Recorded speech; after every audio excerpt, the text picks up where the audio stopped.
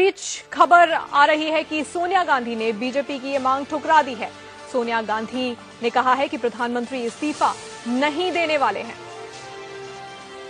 BJP को जो कहना है उन्हें कहने दीजिए, ये यूपीए अध्यक्ष सोनिया गांधी का कहना है।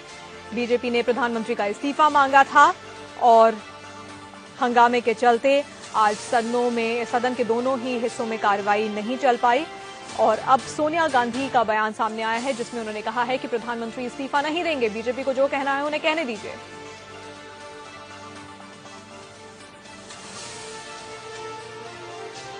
तो 2G और कोल ब्लॉक आवंटन दोनों ही मामलों पर बीजेपी ने प्रधानमंत्री के इस्तीफे की मांग की थी। सबसे ज्यादा बीजेपी की जो नाराजगी है वो 2G पर जेपीसी के जो ड्राफ्ट रिपोर्ट है उसमें अटल बिहारी वाजपेयी का जो नाम आया है उसको लेकर है। और इसके बाद ये कहा गया बीजेपी की ओर से कि प्रधानमंत्री को इस्तीफा दे देना चाहिए और साथ ही जो कानून मंत्री हैं अश्विनी कुमार उन्हें मंत्रिमंडल से बाहर कर देना चाहिए। और इस पर अब यूपीए अध्यक्ष सोनिया गांधी का बयान आया है जिनका कहना है कि प्रधानमंत्री इस्तीफा नहीं देंगे। बीजेपी को जो कहना है उन्हें कहने दीजिए। मिथिलेश हमारे संवाददाता ज्यादा जानकारी के साथ जुड़ रहे हैं। मिथिलेश, अटल बिहारी वाजपेयी का ड्राफ्ट रिपोर्ट में जो नाम आया है उसको लेकर नाराजगी थी, प्रधानमंत्री का इस्तीफा मांगा बीजेपी ने, लेकिन अब सोनिया गांधी ने साफ कर दिया है कि इस्तीफा नहीं देने वाले प्रधानमंत्री।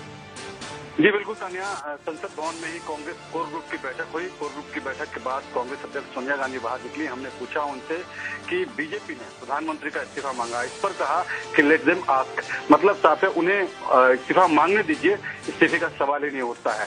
इन सोनिया गांधी के पहले पार्लियामेंट्री अफेयर्स मिनिस्टर कमलनाथ ने कहा कि पिछले 9 साल में बीजेपी ने न जाने ऐसे कितने मौके आए हैं जब इस्तीफा मांगा है प्रधानमंत्री का, लेकिन ये जायज नहीं है। बीजेपी को हाउस चलने देना चाहिए और सरकार बहस के लिए तैयार है।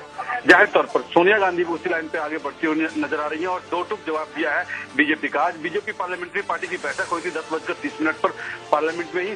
उस वक्त तय किया गया था कि प्रधानमंत्री को निशाना बनाए जाने का मुफीद वक्त आ गया है, लेकिन अब कांग्रेस ने भी तका सा जवाब दिया है, खासकर कांग्रेस अध्यक्ष सोनिया गांधी ने।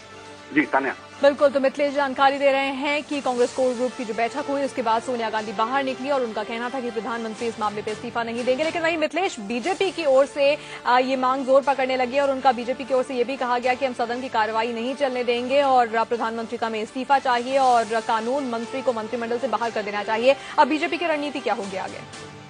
तान्या, आज सुबह बैठक हुई थी बीजेपी पार्लियामेंट्री पार्टी की। उसमें तय किया गया, एक सुर से सभी सांसदों ने कहा कि अच्छा मौका है प्रधानमंत्री को निशाने पर लेने के लिए।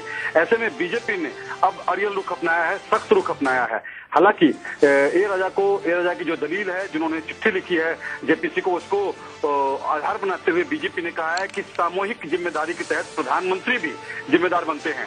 ऐसे में अपना पल्ला प्रधानमंत्री नहीं झाड़ सकते। यही नहीं, बीजेपी ने सबके जीवन के चेयरमैन जो प्रणब मुखर्जी, जो कि फिलहाल राष्ट्रपति हैं, उन पर भी निशाना साधा है। कहा है कि बिना सरकार की अनुमति के ए राजा एक कैबिनेट मिनिस्टर के तौर पर इतना आगे नहीं जा सकते हैं। जाहिर है कहीं न कहीं प्रधानमंत्री की भूमिका है और इसे बीजेपी भुनाने में कोई कसर नहीं छोड़ेगी।